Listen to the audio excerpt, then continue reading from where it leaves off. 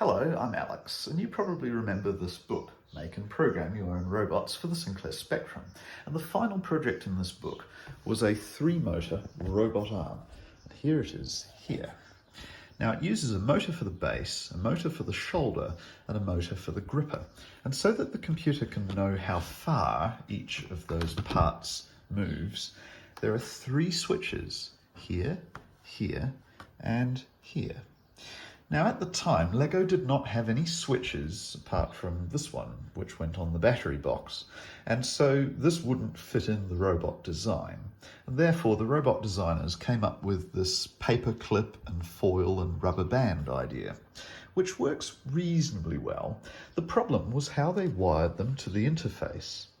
There were 8 switch inputs available, but the design for the project used only one switch input with all 3 switches in series.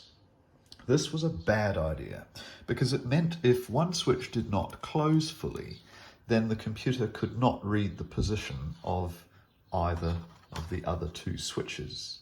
And so the arm would continue moving until it broke itself apart, waiting for the switch to pulse. So the solution to this is to make use of all those multiple inputs and run each of the 3 switches to a separate input.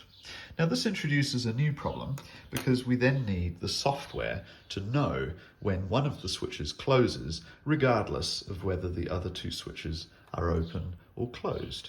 So to show you how I solved this problem, I'll just load up the program. This is a non-standard Spectrum keyboard. It was bought from a company in Germany a couple of years ago. Right, so we'll just play the tape and load the program.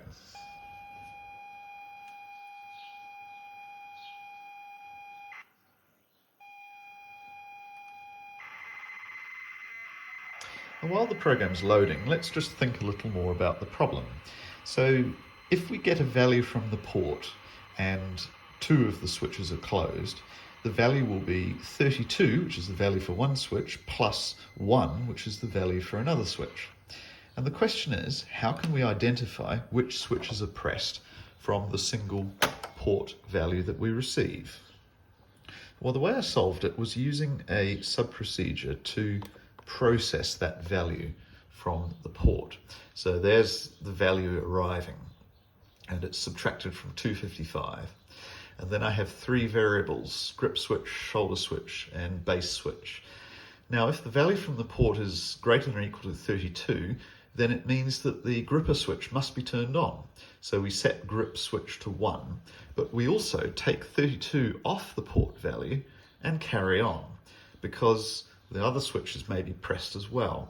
So if the port value is greater than or equal to 4, it means the base switch is pressed. And if we subtract the 4 and carry on, then we can tell whether we have a 1 left over. That means the shoulder switch is pressed. And so this procedure simply checks those 3 switches and returns those variables. Now, to test this, I created another procedure which simply runs that procedure and displays the variables on the screen for us to see. So let's have a look and see what it does.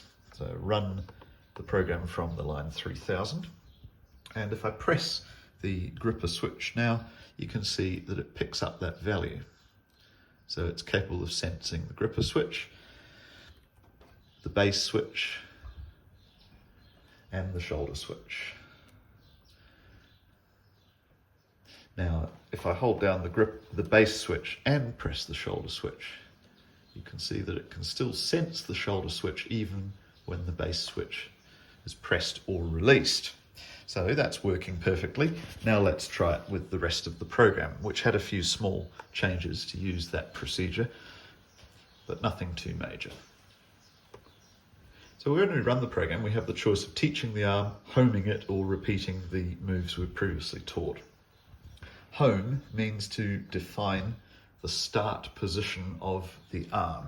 And so to do this, I just press 2 and W, or 3 and E, or 1 and Q. So 3 and E moves the arm on the base, 2 and W moves the shoulder, and 1 and Q moves the gripper.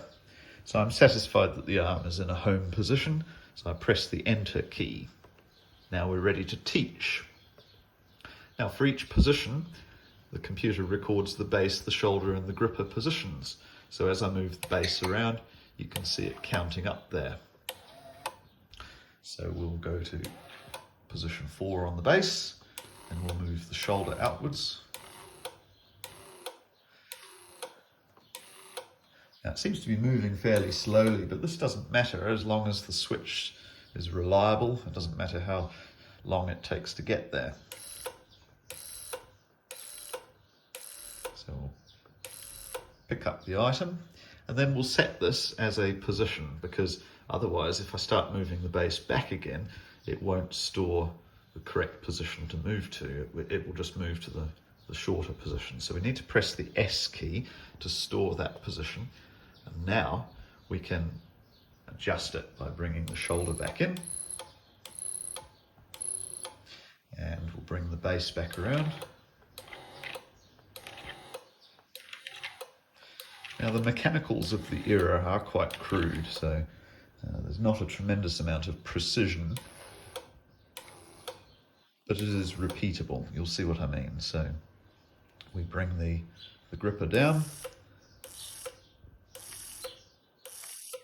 and all that constitutes one position, so we save it. Now we have another position where we bring the shoulder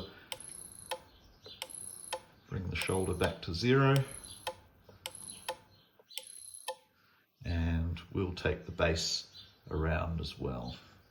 So if you want to be certain, you can save the position just for one movement and then move the base.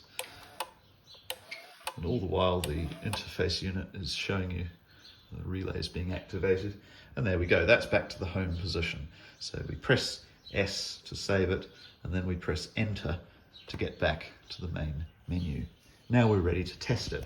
So place this back in the corner, and we'll press the R key to repeat. Now the robot is moving under computer control at last.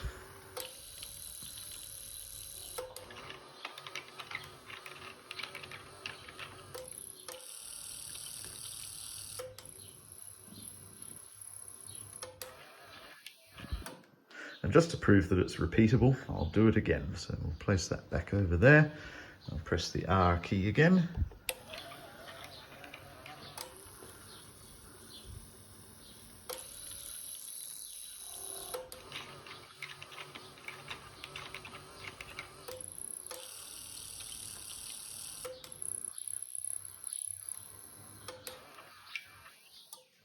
And there we go.